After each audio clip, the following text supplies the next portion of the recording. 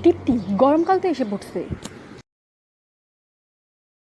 হ্যাঁ, তো আরে ব্যাপারটা বোঝার চেষ্টা কর। এই গরমকালে দেশের অনেক মানুষই কিন্তু অনেক কষ্ট করে, তাই না? তাই তো, এটা তো ভেবে দেখিনি। আর এই নিয়ে আমাদেরকে কিছু একটা ভাবতে হবে যাতে করে তাদের কষ্টটা অনেক কমে যায়। একদম একদম। কিন্তু তাদের জন্য কি করা যায়?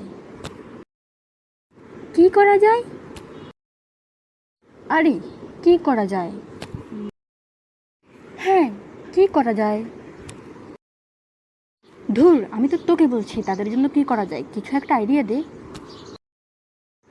আমিও তো তোকে বলছি।